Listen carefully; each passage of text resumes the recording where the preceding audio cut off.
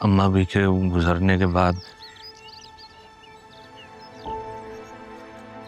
आप ही आपकी मोहब्बत ने और अम्मा भी की मोहब्बत ने बहुत रुलाया मुझे, बहुत दुख पहुंचा। लफ्ज़ शर्मिंदा अम्मा जी की मौत के आगे बहुत छोटा है। मेरी जिंदगी का सबसे बड़ा बोझ और दम अम्मा भी की मौत ही है।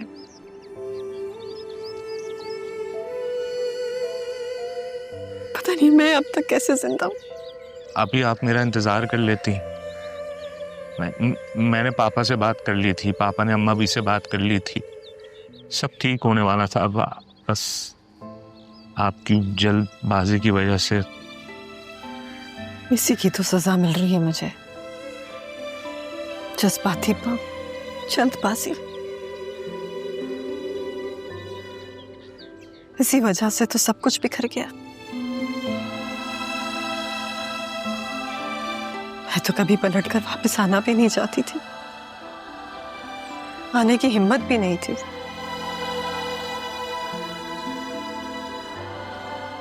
मगर औलाद की चाह ने मुझे लौटने पर मजबूर कर दिया। ये औलाद की मोहब्बत भी कितनी अजीब होती है नादी। कभी बहुत बड़ी ताकत और कभी बहुत बड़ी कमजोरी।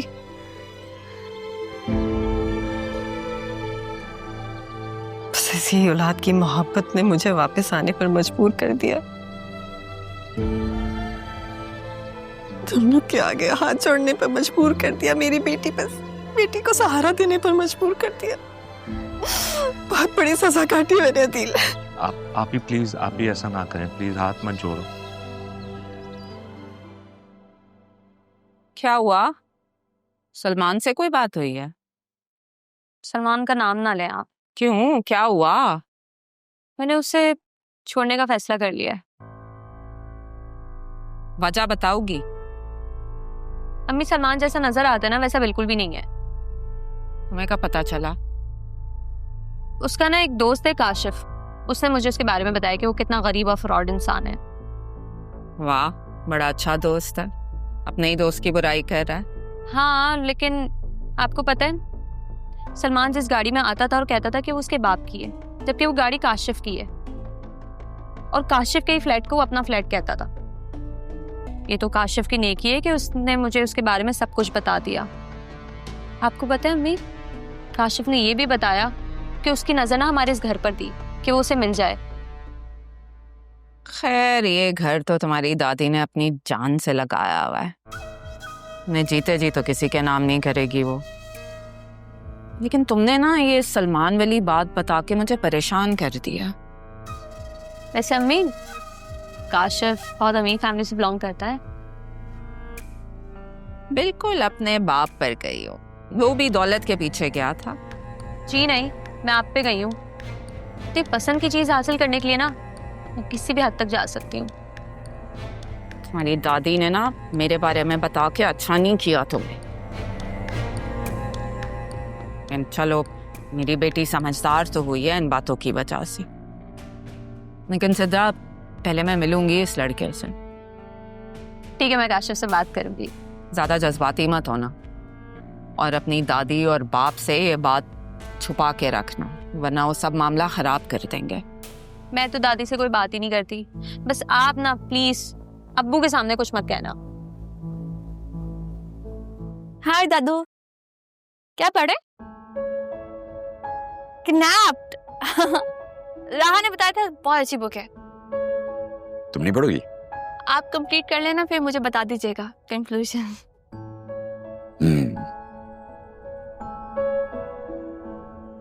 खैरियत है? जी, एक्चुअली कुछ बातें पूछनी थी मुझे आपसे।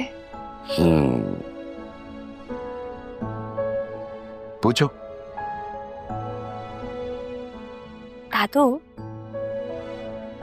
आप दादी जान से कहाँ मिले? हमारे जमाने में मिलना मिलाना नहीं होता था, सीधी सीधी अरेंज्ड मैरिज थी बस। लेकिन बाबा तो कहते हैं कि आप दोनों की मोहब्बत बहुत मिसाली रही है, तो फिर किसी को जाने बगैर, समझे बगैर, उसके साथ टाइम स्पेंड किए बगैर आप उसके बारे में इतना कुछ कैसे जान सकते हैं कि उसके साथ जिंदगी गुजार सकें? बेटा ये जो शादी होती है ना, ये बड़ी अनप्रेडिक्टेबल चीज, कभी बहुत चलती, कभी नहीं चलती, और उससे भी जालिम चीज जो है ना वो वक्त होता है, कभी ना कभी अलग कर ही देता है, किसी को पहले किसी को बाद में। बात कॉम्प्लिकेटेड है, थोड़ा आसान अल्फाज में बताया ना। तुम ये सब पूछ क्यों रही हो? बहुत बेबस है, बहुत बेबस हूं मैं चाह के भी किसी से ये नहीं कह सकता कि आप मेरी बहन हैं। आप अपनी जगह मजबूर हैं, मैं अपनी जगह। माफी तो रब भी दे देता है अदील, लेकिन अब मैं तुम्हें मजबूर नहीं करूंगी। मुझे यही सजा मिलनी चाहिए, मुझे माफी नहीं मिलनी चाहिए। मैं तुम सबकी जिंदगी से बहुत दूर चली जाऊंगी। अभी आपके जाने के बाद पापा बहुत टूट गए थे, वो राह में आपका चेहरा ढूंढते थे, उसकी बातों में, उसकी जिद में, उसकी खुशियों में, उसके बचपन में आपका बचपन तलाश करते थे पापा। तुम नहीं जानते अदील, मैंने इतने साल गिड़गिड़ा कर माफी मांगते हुए अम्मा भी से ढेरों बातें की है। मुझे ऐसा लगता था जैसे अम्मा भी मेरे पास बैठी भी मेरी सारी बातें सुन रही हैं। मुझे उनकी खुशबू महसूस होती थी अदील। अभी तुम यही कहोगे कि उन्होंने मुझे माफ नहीं किया? सब कुछ बिखर गया था आपके जाने के बाद। अम्मा भी के गुजरने के बाद आप जब घर में नहीं थी, लोगों ने उल्टी सीधी बातें करना शुरू कर दी थी। पापा से ये बर्दाश्त नहीं हो रहा था। उन्हें मोहल्ला छोड़ना पड़ गया, कारोबार बदलना पड़ गया। आसिया को भी मैंने अभी कुछ दिन पहले बताया। बाबा ने कहा था कि आपकी अरेंज मैरिज हुई है। बाबा ने भी आपकी पसंद की शादी की थी, लेकिन आप दोनों की जिंदगियां इतनी मुख्तलिफ है ना, इससे तो अच्छा था कि बाबा भी पसंद की शादी कर लेते। बेटा मैं समझता हूं कि तुम्हारे बाबा जो हैं अपनी माँ की डेथ के बाद और अपनी बहन की लव मैरिज के बाद कुछ डर से गए। नहीं आप मेरे दिल में, पापा के दिल में जिंदा हैं। इतना सब कुछ हो जाने के बाद भी वो आपकी बातें करते हैं। वो थोड़े खफा हैं, थोड़ा वक्त लगेगा। दिल, अगर मैं इस घर में कुछ वक्त और गुजारूं तो क्या वो मुझे माफ कर देंगे? अभी मैं चाहता हूँ आप पापा से माफी मांगे,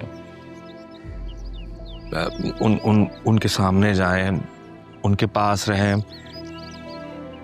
वो आप उनसे माफी मांग लेंगी। वो तो मेरी तरफ देखती भी नहीं आती। वो देखेंगे आपकी तरफ, वो समझेंगे। आप कोशिश करें ना प्लीज। मैं आपकी ड्यूटी लगवा देता हूँ। मेरा मतलब वो नहीं है आप ही, मैं बस इस वजह से कह रहा हूँ कि जाहिर है आसिया को कुछ मालूम नहीं है। तो कैसे भी अदील, मगर मुझे पापा के पास जाना है। मैं लेके चलूंगा आपको पापा के पास। Thank you Adeel. Thank you की कोई बात नहीं। आप